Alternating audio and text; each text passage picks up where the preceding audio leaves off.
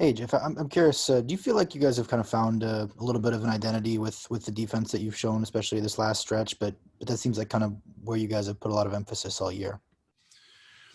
Um, yeah, I think what happens at times with the hockey team is you gain understanding of how what can make you successful, and I think our guys understand that that's our best chance to be successful is to be a hard team to play against. So there's things that go into that. One's physicality, one's work and compete, and one's defense. Being really good in the neutral zone, being really good in your D zone, and you end up getting chances because you're on the right side of pucks and you're creating turnovers and you're transitioning, or you get to play in the O zone a bunch. So I think our guys are gaining an understanding of it, which hopefully then builds to an identity of being a real hard team to play against.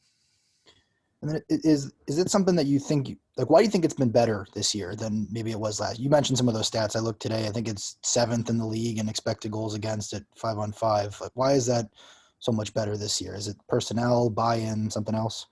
It was interesting. Last year was an interesting. We went through a stretch leading up into that Thanksgiving game against Toronto where our numbers weren't bad defensively. They weren't great, but they were in the top 15, 16 in a lot of defensive categories that we had looked at. And, you got to be careful with the statistics. That's why we do ours internally, because you want to make sure they accurately represent what they're saying they do. Meaning when you go watch the video clips, is it accurate? And sometimes they're not, but in a lot of cases they were. And, but we lost, I don't know, 9 in a row at that point, and so it didn't feel like you were as good defensively as maybe you were, and then I think we lost our way, and we're just I think done a pretty good job this year of refusing to lose our way and staying with it, and understanding this is the way that we're going to be successful, and we're going to stick with it no matter what.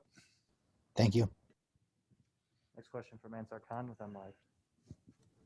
Yeah, Jeff, just along those same lines, when a team's struggling to score, is there a danger or a balance that you have to prevent from being overly aggressive and sacrificing that defensive game?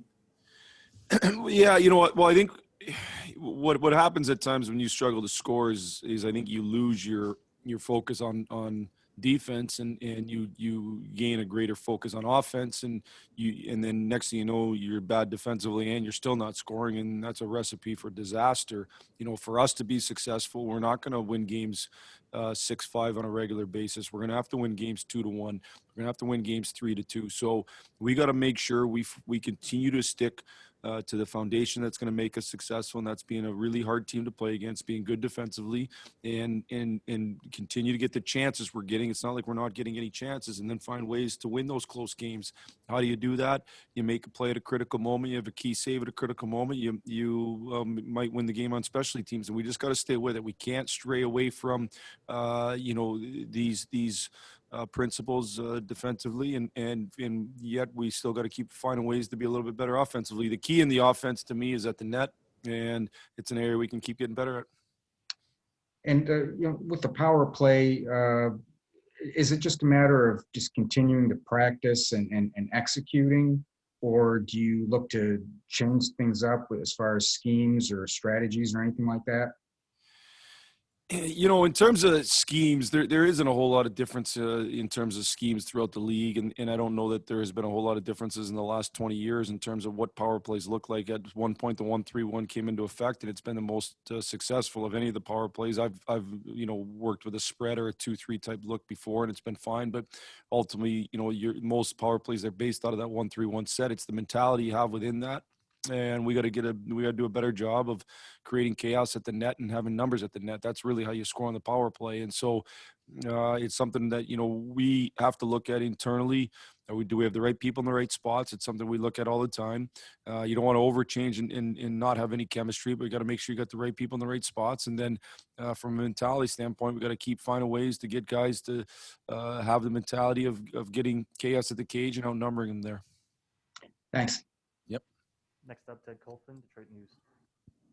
Hey, Jeff, just in terms of, like you were saying, you don't want them to, well, like last year, you said that after the Toronto game, everything kind of fell apart. Just the fact that this is a much more veteran team with the 5 guys you added in the summer, has that kind of helped stabilize things? And, you guys aren't as easy to, fall off for lack of a better word, just fall off a cliff or something? I mean, these guys are have a better way of, they understand the rigors of the league and whatnot.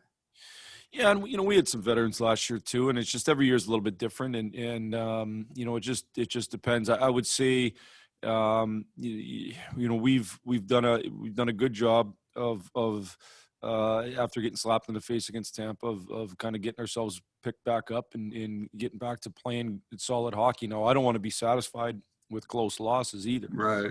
So two of those 3 games we played solid in, but we lost. So we can't be satisfied with that. We got to keep finding ways to win those close games, but we also can't stray from our foundations and all of a sudden have big losses. Like, you got to stay with it and you got to stay with your principles. So we're going to do that. I think, we've got a fairly calm group.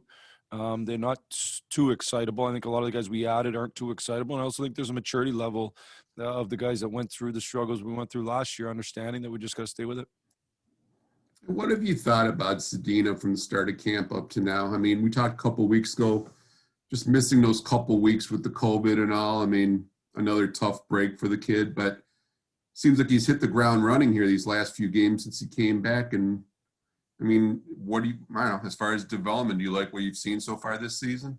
Yeah, I think he's heading in the right direction. I think he's I think his confidence is growing. I think he's making more plays.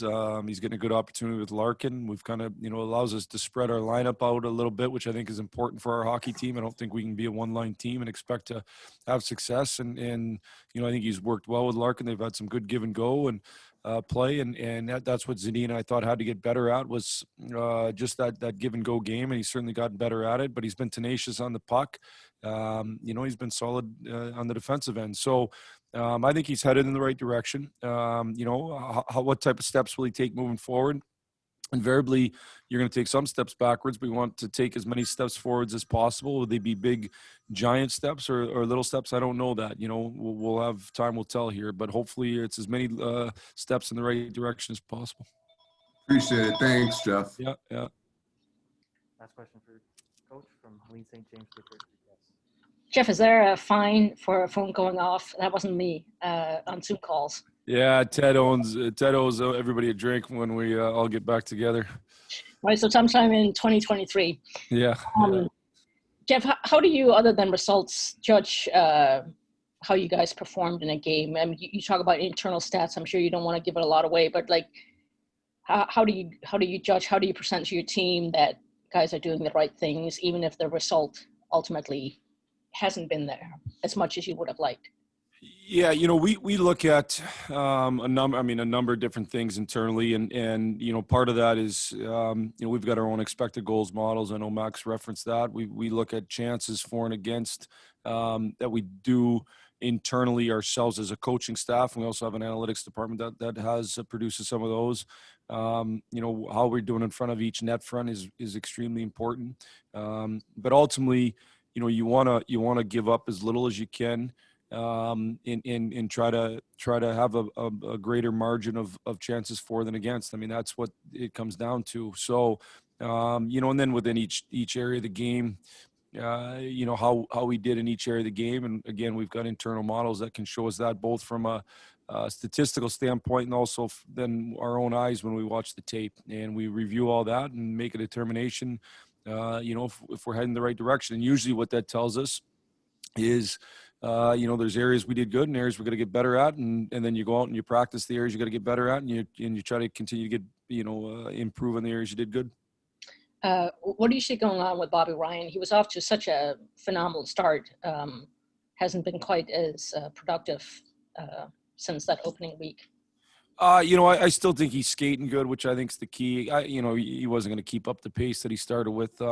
Sometimes the puck goes in, and right now it hasn't gone in as much, but he's had chances. He's had a number of chances. He tipped one, hit the crossbar the other night. Obviously got to help run Smitty's goal the other night. I think he's had opportunities. He's got to get, one area where guys get a lot of points, the power play. So we got to get the power play going. But I think Bobby's skating well. As long as he's skating well, I think he, throughout the course of the season, he'll score enough for us to make a positive impact on our team. Thank you. Thank you. Thanks, everyone.